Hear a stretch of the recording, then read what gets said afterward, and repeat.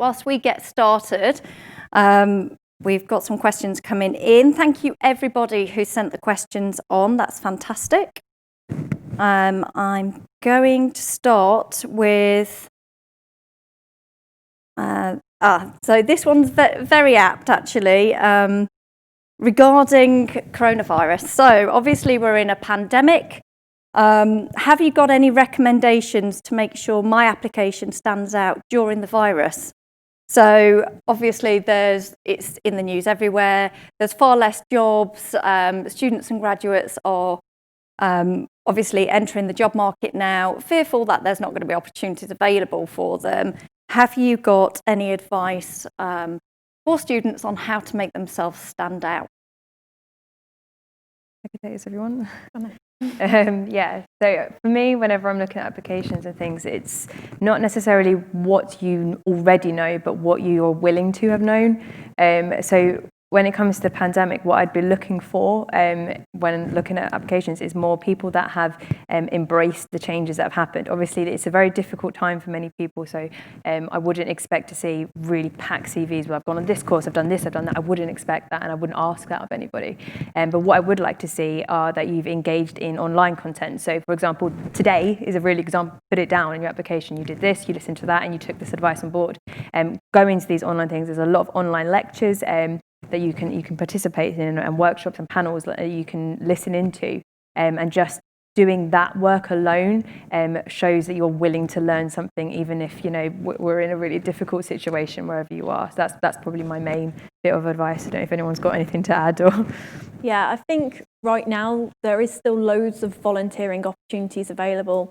Schools, colleges, they're still crying out for people to go virtually in and do talks and just talk about really basic subjects, and that's a really great way of putting that evidence, on your CV, on your LinkedIn profile, and say, well, I've done that because I'm passionate about this topic, and it really shows employers that you are dedicated and that you want to go far. So that would definitely be some advice. Thank you.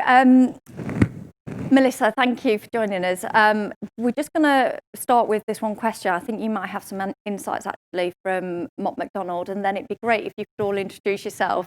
I know Amber and Sophie, we've heard from you already, but it'd be good for those just join us now, so to introduce. But the first question was, have you got any advice as an employer? I know you're a graduate recruiter at Mott MacDonald, for students to make the CVs, their applications stand out more so in a pandemic, as there, lots of fear that there's less opportunities available.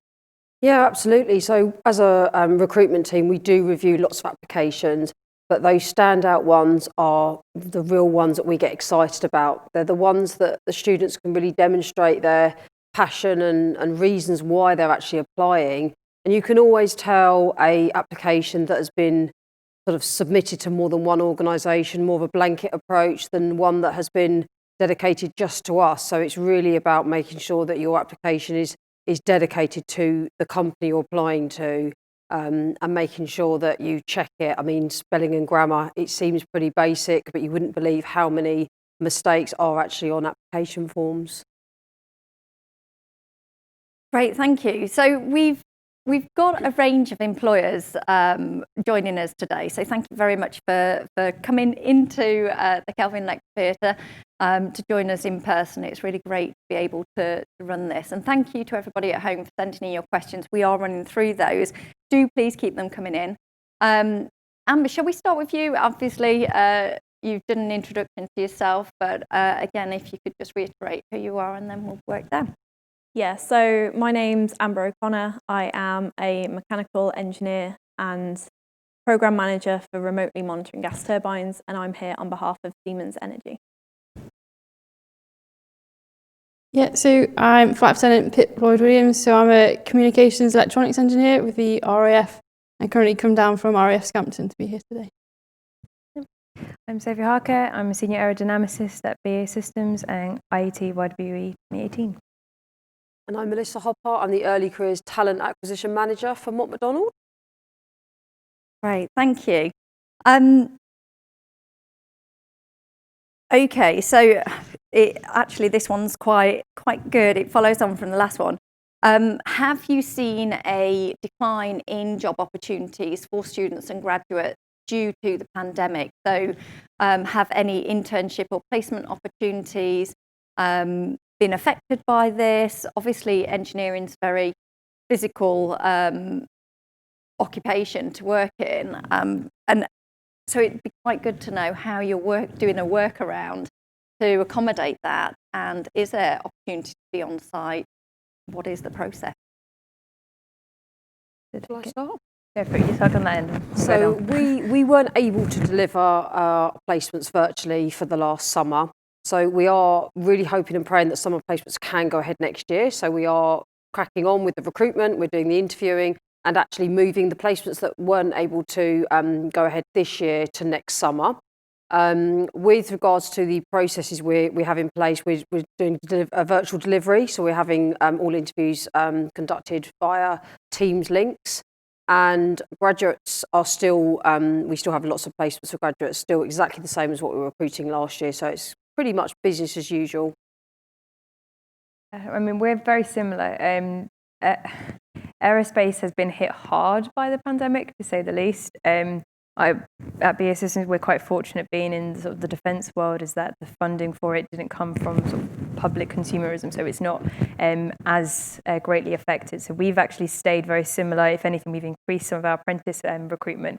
Our graduate recruitment, as far as I'm aware, stayed very similar. In terms of sort of how we're working, it really depends where you are in the company and what you're working on. If you physically need to be there in manufacturing, for example, you have to be there. But everything's obviously socially distanced and safe, and it's been carefully thought through. Whereas somewhere like myself and my team, we're all working virtually. We spend most of the day on the phone, just wherever we are. And I've had graduates and apprentices both in my team working absolutely great. Like, so it is similar. But in terms of wider aerospace, particularly aviation, obviously I don't want to speak for other companies, but aviation has been hit hard. So you will find that probably the numbers for aviation, public aviation anyway, will be a little bit harder to get into. You might find things in more defence world might be a bit easier because they've managed to keep their funding throughout this. Yeah, so from the RAF, we're still recruiting as we always were, and we always will be. How we actually do it on the ground is a bit different. So everything here is COVID secure now. There's more training with less people just to get people through, but we're still here. We're still recruiting everybody that we need. Yeah, and I think that I echo more of what Sophie was saying in terms of there are job opportunities. We took on our grads and apprentices this year and have continued to do that in a virtual way. But moving forward, I mean, in the oil and gas industry that I'm based in, we've been massively hit by the pandemic and the drop of the oil price. So opportunities may be harder to come by, but there's definitely still things out there. So, you know, if you're looking for an opportunity, then don't lose faith. Excellent, thank you.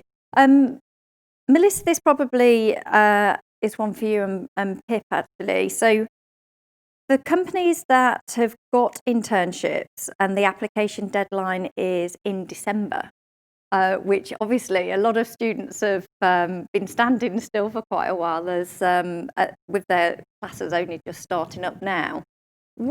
Is there any plans to push those deadlines within your organisations, or opportunities to have virtual one-to-ones for preparing people for the applications? Is there anything really that you're doing additionally to reach out to applicants this year because of such a quick turnaround from starting university or going back and applications closed? Well, our deadline's not December, our deadline is November, but actually we're changing the deadlines weekly, which doesn't help students, I know. The reason for that is the volume of applications we've got coming through is incredibly high. We have lots of people that haven't managed to secure placements and graduate roles from the 2020 intake. So just to manage the volume, we are closing and reopening schemes as we pull those groups of people.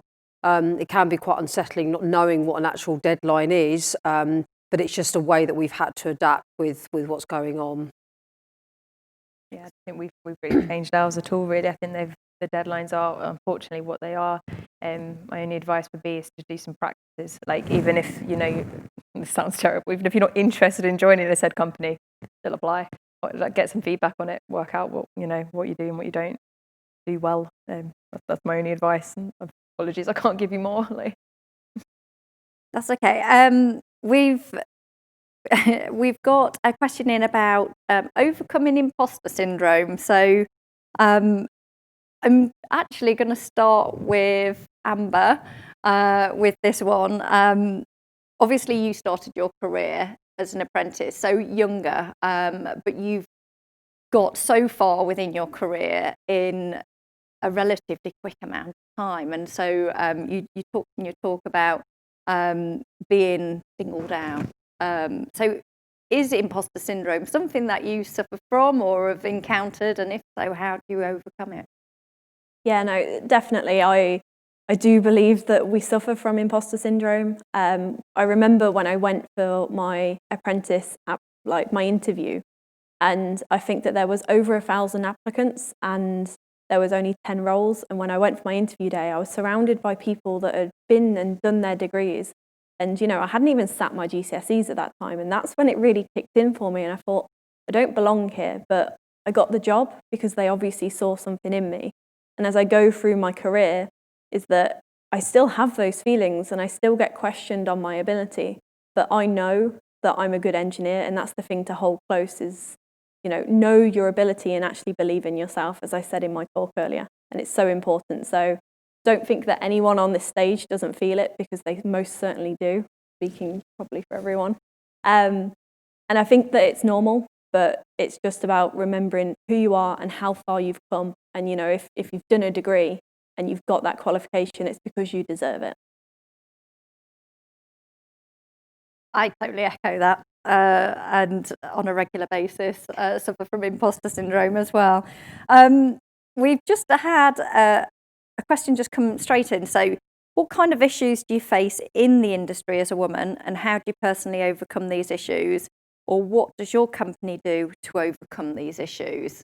So a couple in there, actually. So again, you personally overcoming said issues as a woman, and then what your company does to try and combat that. I think from my perspective, how I overcome it is that I'm no different.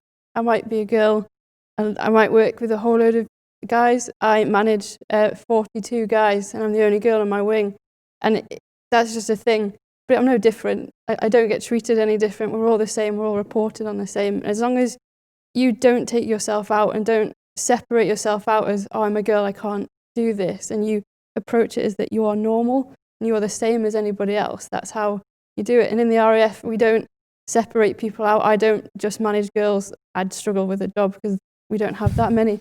But the RAF's really good at trying to include everybody, and you're all the same. You're all reported on the same. No one is reported on any different, and we don't manage anyone any different for that reason, because you are all the same. I mean, I'd say for me, it's like you say, it's not really a conscious thing. No one goes, you know, you're a female, you can't work on this. Not like ever. I've never had that said to me. I think it's more of an unconscious thing where people just assume things about you rather than actually actively doing anything. Like the number of times I've walked into a room and people have been like, oh, have you brought the teas? A lot. It happens a lot. I'm not going to lie. But the best way I have found to deal with it, and I used to be really polite about it when I first started working, and I would just be like, oh no, that's not me, and just shy away into my seat and not say much about it. Whereas now I'm a bit more outspoken about it, and I'll make a joke. That's the way I deal with it. And generally, if you make a joke about it, people don't do it again. They get a little bit embarrassed about it. That's my personal way of dealing with it anyway. But it's not, like I say, it's not aggressive. It's not like anyone goes, you can't do this. That has never ever happened to me. It's more of an unconscious thing, and that happens from both men and women as well. That it just happens, and you've got to be aware of it, that you're experiencing it, and also you don't do it yourself. It's a mix of things that happen there. And I think as long as you're aware and you call it out, then it doesn't become a problem. I've never been held back in my career ever because of it. Thankfully, I know generations before me have. They've paved a path for us now. Yeah, in terms of from a company point of view, what's being done, So speaking on behalf of Siemens Energy is that we have a massive cultural focus. We have initiatives and targets that are based on, overcoming certain things that we see. So, for example, the number of women in engineering is a key target, and there's things that are being done to combat that and to make things better. We give out a load of training, like on unconscious bias, on cultural awareness, and loads of great things and tools and techniques that help people to understand and to move forward, and that's really great. Perfect, thank you. Okay, this is a good one. Were you guys always a first-class student? I think everyone can have a go at that one, really, to be fair. Want to go? No. Yeah, I think there might be the consensus across us all, just no.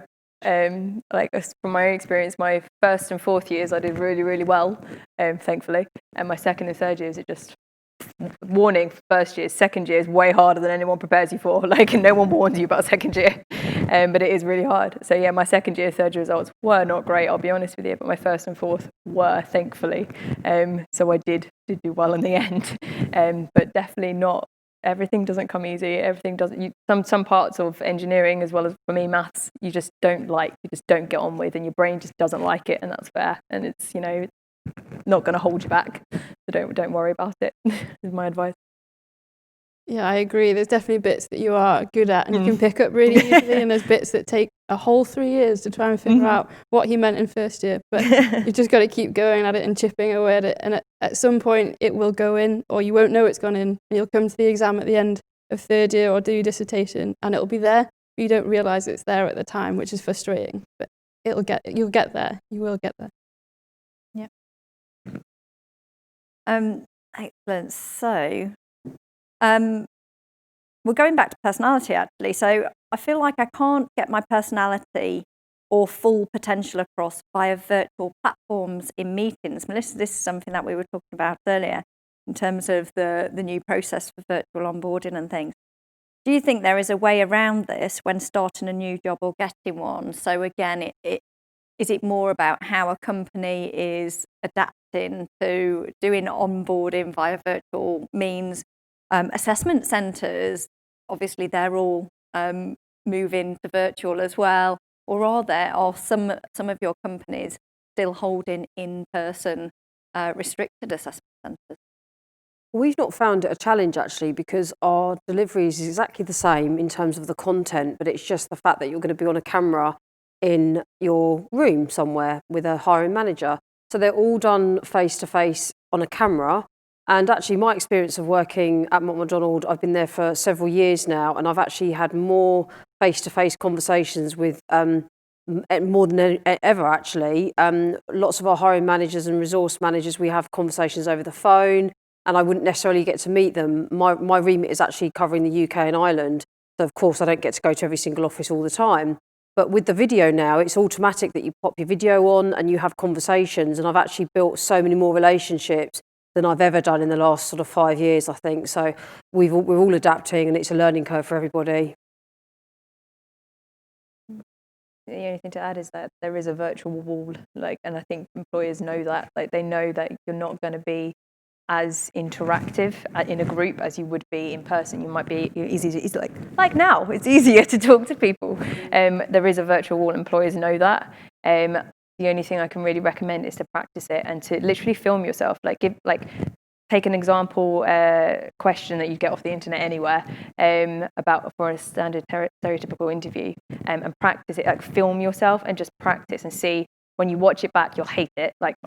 It's awful watching yourself back. You will hate it, but you will get to learn some of the things that you hold back on because you have that virtual wall. For example, you can see I talk with my hands a lot, and when I film myself doing stuff, I realise when I'm on camera I don't do that. So I've had to consciously learn to talk with my hands, and it makes me relax. So film yourself doing an interview question and then see and use that to help you sort of relax with that virtual wall, because there is a wall. You've got to learn to still be you with that wall. This is interesting.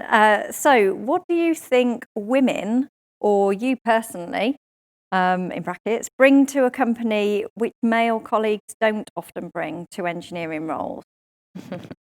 That's a great question, actually.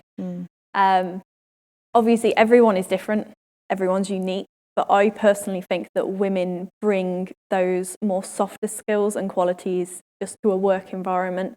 They enable that innovation, that creativity, but also they tend to be more sensitive and can empathise with people. And I think that that's absolutely necessary in any environment, but especially in engineering when you are surrounded by men. And yeah, it's totally needed, and that's why there needs to be more women. Pip, I'm sorry, I'm going to single you out on this one actually as well. Sorry. Obviously, you've got a large team that you manage, all male. How do you feel that what you bring to the role, being a woman? I think I just provide a different thought or different perspective on it a lot of times. So sometimes they'll all go down one rabbit hole, and it'll be very like, this is the solution. You're like, well, have you actually thought of doing it this way? And they haven't often thought about that. But because of how my role works, is I stand back a little bit and look a bit further over than just on the coal face talking to the operators, is that I can provide that. I think I'm a bit more empathetic than my guys. I think with COVID and the pandemic and how we've had to change how we operate, I think as we've said, is that females just are a bit more empathetic and a bit more of, we care about all of the team. So you're looking out for different things, and you're looking out for people as well as engineering, and they go really closely together. And that's important to remember, that you have to look out for everybody, not just engineering fixing it, because that's not what all of engineering is about. Just to add something as well, is like you talk about, is we are more empathetic, but we have when you're, particularly when you're creating products, so the aircraft for us and other parts for elsewhere, but you've got to think of the end user at the end of the day. And for decades, crash test dummies were based on a male body, and women were, I can't remember the percentage, but more likely to die in a car crash because their bodies weren't tested. Silly things like the boots that you'd wear in an aircraft generally have been chosen and selected by teams of men, and so they don't actually go down to my itty-bitty size 4s. So I wouldn't have been able to fly an aircraft because my feet were too small, which is a bit mad, isn't it? So it's us bringing other perspectives that go, actually, there are things you need to think about here as well. And it goes back to the spacesuit. It does entirely, designed by women to wear by women as well. For years, they're not taken into consideration different proportions, on monthly cycles, any of that, which is insane. And you know, just how quickly things happen when these adaptations make, and it's all thanks to having more women in the industry to do that. So we've got a good question here. How do your organisations specifically target and support trans and non-binary people in engineering? We saw on the I Am an Engineer video as well that people from all walks of life. Is there anything specific that your organisations do to help reach out to these? So we have a really huge LGBTQ plus group organisation. We support all of the different events that go on throughout the UK. And you know what? Everyone is unique in their own way. It doesn't matter what you identify as, what your sexuality is. It doesn't matter. And we're a supportive community within Siemens Energy. But the main message is that you can come to work, you can be your genuine self, and you're going to be surrounded by like-minded people. And that's really the environment that we create. Yeah, I mean, I imagine it's similar to the others. We have, like I say, an LGBTQ plus community called Outlink, who sort of celebrate Pride. They do Ida Hobbit. Like, there's a lot that they do. And one of the main things they have is an ally scheme, which I've really got to give them their due for. Is they get everybody in the company, or people that are willing to obviously sign up to be allies. And what those sort of allies do is make sure there is a comfortable space to talk about things. They raise problems and don't just rely on sort of those from the LGBTQ plus community, including trans people, to be able to say, oh, this language isn't gender neutral, for example, or oh, this could be improved for this and this could be improved for that. So it's not on those people to constantly have to stand up and say, this doesn't work for me. The ally system really works well for us, and I've got to give them their due for really putting that in and pushing it through. One for Mott MacDonald, actually, Melissa. What are the extracurricular activities that are more appealing to recruiters that could be added to an application? What is it that you're, as a graduate recruiter, obviously, what is it you look for? Because work experience can be quite limiting for students when applying for internships and things like that. We actually took away the CV element to our process because actually some students have not had the opportunity to get that work experience because it may be that they don't have anywhere that they can work locally. They have to have a job that's not relevant for their degree because they need to earn the money. So we took away the CV part, and on the application process, there is a question around about your extracurricular activities and work experience. However, we offer a really fair and inclusive process, and actually if you haven't got experience, it doesn't penalise you from the process. Of course, it's an advantage if you have had relevant work experience, but it doesn't mean that you wouldn't be considered if you don't have it as well, because so many students have not had that opportunity, especially now. So many students had their internships cancelled. So actually, it doesn't matter if you don't have it. Does anybody else have anything to add on that one? Yes, I think from like a military and RAF perspective, I think it's not all about having the specific engineering or specific military experience. It's showing that you're an all-rounded person. So, you know, maybe you had to get a volunteering role, I don't know, say, for instance, at a food bank or an animal rescue centre. It's just showing that you've got that little bit more than just engineering, that you're a bit more rounded, you've got that capacity and you've got that flexibility. Because no matter what you think your role says about you, if you work alone or if you work in a team, they're still valuable, and that's what people are looking for, is that teamwork, that flexibility, that leadership, and just taking a step back going, well, I can't just be an engineer, you've got to be something outside of an engineer. So it's just looking across the board. Where you don't have those internship opportunities, just go find something else to do. Like that is what will set you apart from other people, is you went out and found that other thing to do where your opportunity wasn't there to start with. It's great advice, especially as internship placements might be a little bit more limited due to the pandemic. So thank you. Just slightly linked to that, so we've just been talking about soft skills, and that's what women bring to their engineering role in more male-dominated environments. So what are the soft skills that we should be learning as engineers? Communication skills. I think that's my big one. I mean, I rabbit on and I speak at the speed of light, and I know I need to work on that. But to be able to just communicate and talk to people about what you're working on, what you're doing, and portraying what's in here, out here, it's so important. I cannot stress enough. And it is a soft skill that a lot of engineers just don't have. In really brute forms, they really don't. They just can't, like, incredibly intelligent and really understand everything that's going on, but can't communicate to what I would call the layman about what's going on. So when you're trying to communicate with project managers, investors, financial, like, you can't communicate what's going on, and you can't educate people that don't understand what's going on. So that working out how to convey something really complicated in a really simple way, that is number one for me. Anything else is a bonus.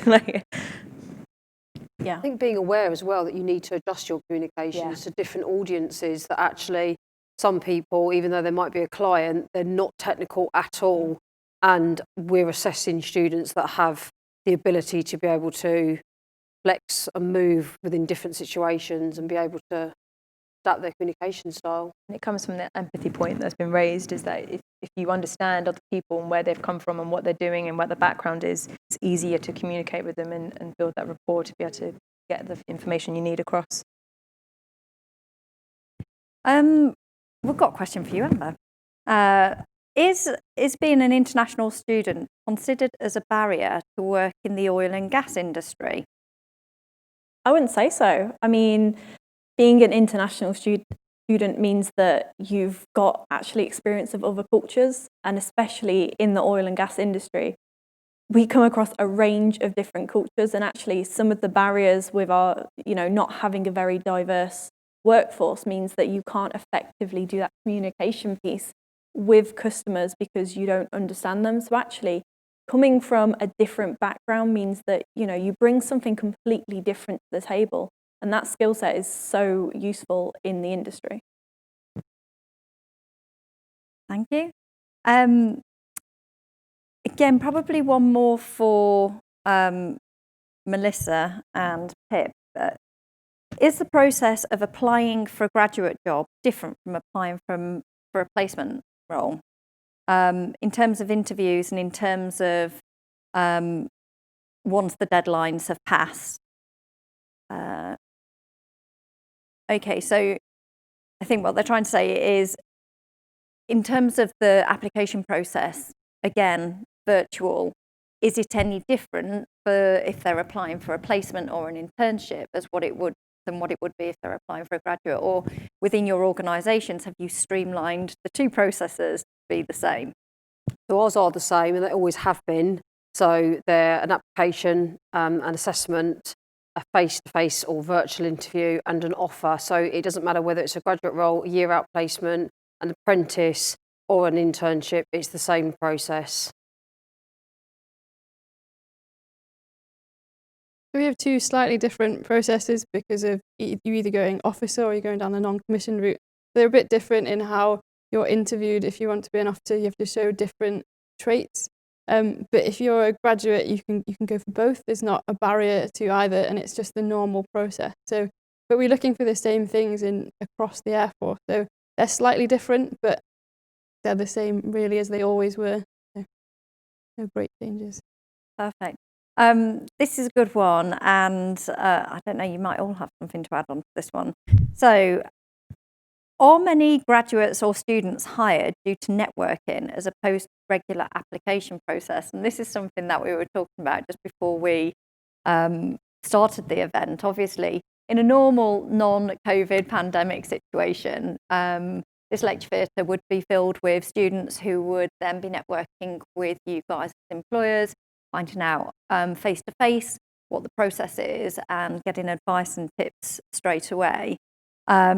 Whereas now, obviously, we've just learned from Laura, digital profiling yourself, and coming up after the break will be digitally networking.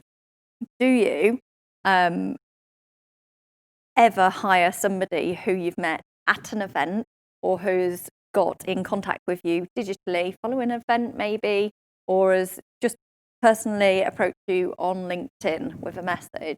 Has that shown any favour in their hiring? Will I answer? Yes, but they do go through the standard process as well. So if somebody's reached out and we've had some networking conversations, might be through LinkedIn or it might have been an event, actually that's great because you can talk to us in person.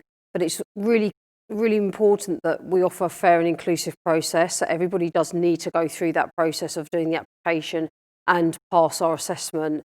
So yes, in answer to the question, it definitely does make a difference and it helps, but it doesn't mean that you would kind of secretly go through the back door and bypass other processes. So still keep reaching out to companies, colleagues to get that networking opportunity.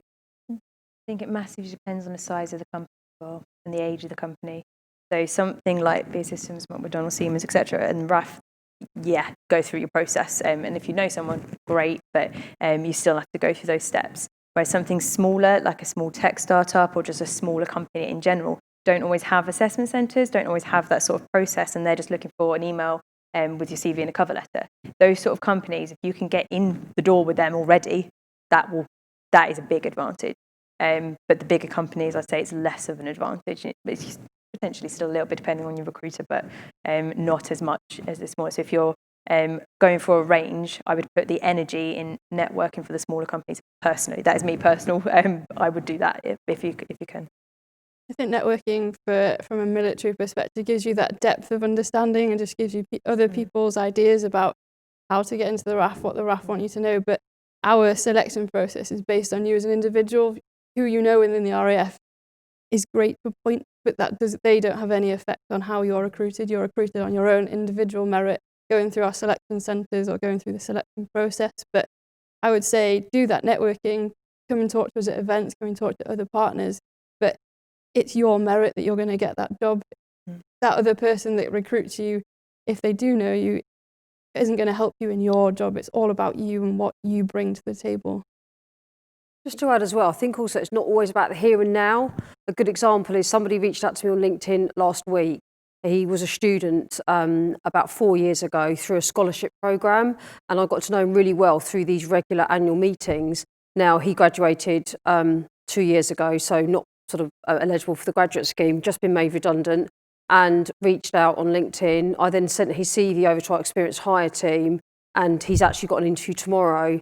And that just goes to show that actually networking with me through LinkedIn has now given him the opportunity to be considered for an experienced hire role. So it's not just about the here and now, it's actually thinking about what doors could potentially be opened in the future. Yeah, and I think for me, actually, last week on LinkedIn, I had someone reach out to me and they were going for, I think, a graduate position in Siemens Energy, but not in the UK. And they just connected with me and said, like, I've seen you around, I've seen your profile, have you got any advice? And you know what, I'm not going to influence actually the recruiter, but what I am able to part on them is a little bit of my experience and knowledge and just, you know, give them some advice, which I would do for anyone. And that's also something great about networking. Again, we've heard from Amber and Sophie in their talks earlier. One person's asking, were you daunted by the prospect of working in a stereotypically male-dominated environment? And obviously, what we're trying to do here today is overcome boundaries and change stereotypes for the good. But I also appreciate there's some companies that are very different in their processes. So, yeah. Can anybody add anything on that one? I think that, you know, things have come so far. If I look at my 10-year career, I think that the industry is changing really rapidly, actually. And I certainly feel more valued in terms of my career. And I look at people just starting their career and I don't necessarily think that, you know, they are put down because of their gender or their sexuality. I think that a lot of things have changed. But I'm not saying that you're not going to face bias. I still think it's around. But you just need to have that confidence in yourself and that belief and know that, you know, I try to say to myself, well, it doesn't matter what anyone else thinks. I'm an engineer and I do know what I'm talking about. And I think that that's just like the inner voice that you need to continue. Yeah. I mean, to be honest, I didn't know it was male dominated, like at all. Maths is 50-50 female at university, believe it or not. But when I came into work, it was a bit of a shock, but not a shock in a bad way per se. It was just I wasn't prepared for it. And I think that probably worked in my favour because I didn't work myself up about it. I didn't have it in my head.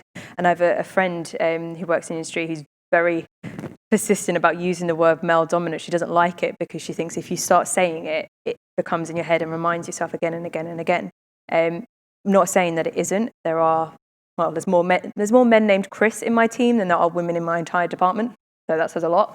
But it is. But I think the more you think about it and force yourself to go, it's male dominated, I must fix it, the more it becomes a problem. So like, I'm not saying don't address bias, as I mentioned earlier, do like tell someone off when they've done something like that. But it's don't work yourself up about it because it's not going to be something that helps you if you're constantly panicking and worrying about it. You do have to at some point just quote, frozen, let it go at some point because it's just not gonna help you. I think I'm daunted by it a little bit, and that's me being honest. It does dawn me that there are far more males in our environment, far more males in the chain of commands that we have. But then that doesn't mean that I'm any worse than them. I'm still ranked against them. I'm still in there with them. And it's all about being you. I go back to that, and it's very cliche. It's about being you. But people would probably be lying if they said that they weren't daunted by it. It's just a natural reaction. But I'm probably more daunted by that. I'm probably as young as people who've done service in the Air Force. So people I've served as long as I've been alive. That's probably more daunting, that I'm going in, the 26-year-old officer going, I don't think that's right, but that's how they've done it for 26 years. And it's that stuff. There's more stuff than just being a girl that daunts me more. Me being the only female doesn't daunt me that much anymore, just because it's the thing. It happens. At my uni course, I was the only girl, only British girl. That was daunting, but you kind of get used to it. And it's just one of those things, you just have to normalise it. As you say, it's 50-50, or you just normalise it. And the more that we break down that it's male dominated and just laugh about it, or just get on with it as the typical military way, that's the way I deal with it. Yeah. I think that's really good. And I think what's also important to add at this point is leaving university is daunting. Getting a job is daunting. Finding a career is daunting. Living in a pandemic is daunting. There's lots of things that are daunting. And it's how you tackle that. Obviously, we've talked about imposter syndrome, but I think what is really key to point out here, yes, this event is called Women in Engineering, but I think it's really important to stress that men aren't the enemy in this, because they are going to be your work colleagues. They are going to be your work allies, and they'll fight your corner just as much as any other woman is going to that you work alongside. So I think that's really important to remember. Yes, male-dominated workplaces, it is a thing, and everybody's working to stop it, but that doesn't mean to say that men are the enemy in that. So we've got time for a couple more questions. Sorry, they are a bit pandemic-y, which is to be expected. Do you think that opportunities for women in mechanical and automotive engineering are now more or less than ever in the UK as a result of the pandemic? That hits quite a few of you there, doesn't it? I think that, the pandemic has impacted on the industry wide. Like we can't deny that. The automotive industry has, been really impacted, and that's really unfortunate. But the thing to remember is that every industry comes back, it grows, it comes back better and stronger.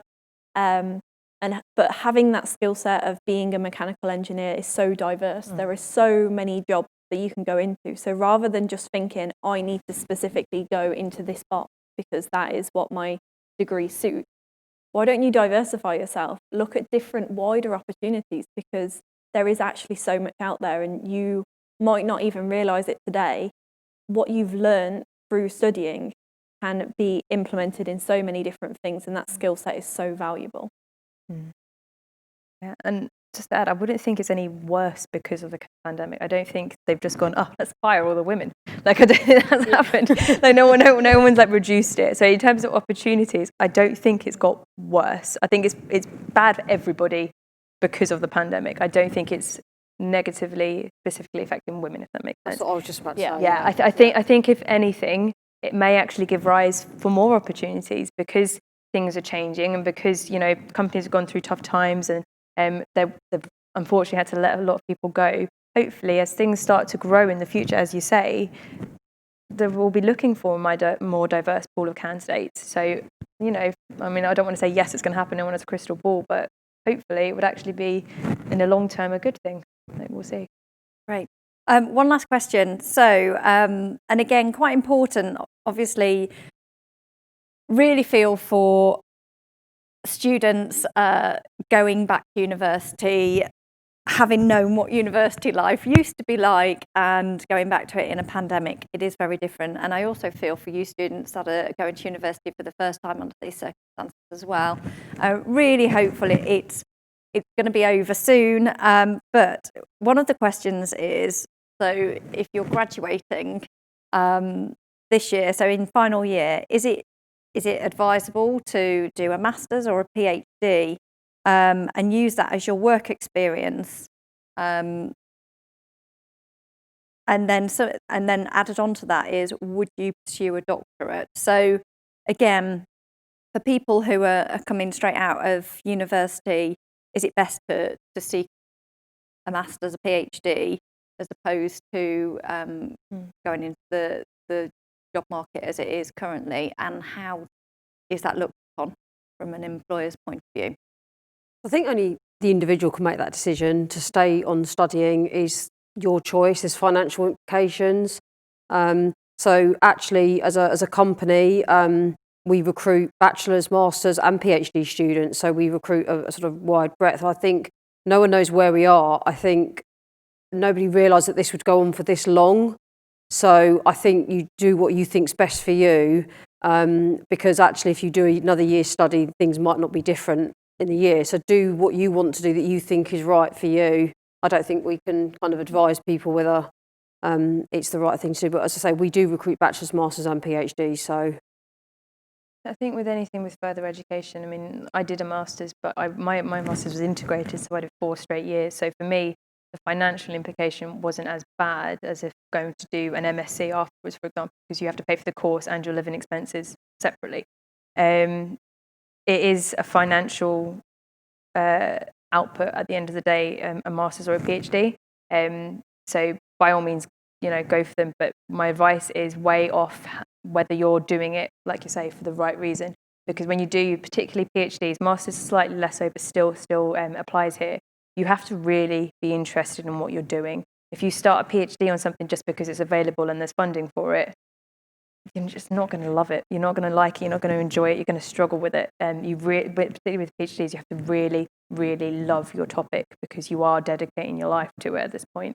And there are financial implications. So it's not necessarily going to make you more or less employable doing these things. Like I would never take back doing my master's. I think I'm very pleased I did it. And it is purely up to you. But I don't think it's going to affect your career long term and your employability per se.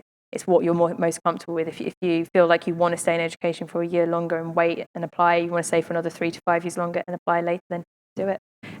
But make sure you're doing it for the right reason and not doing it just because you want to put off joining the workforce because of the pandemic, because I don't think that's going to really help you.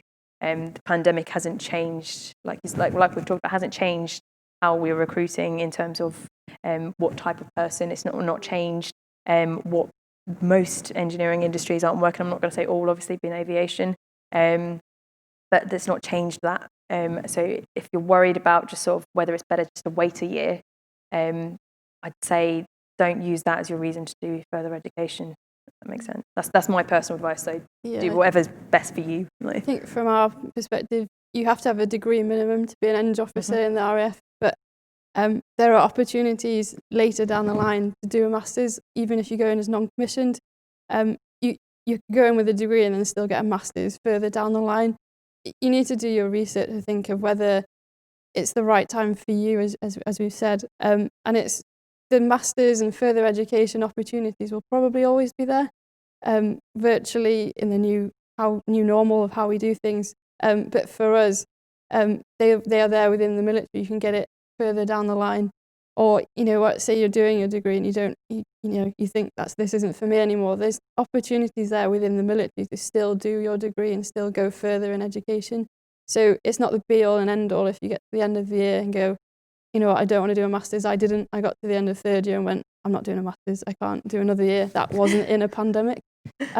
So I think it's literally up to you whether you want to do it.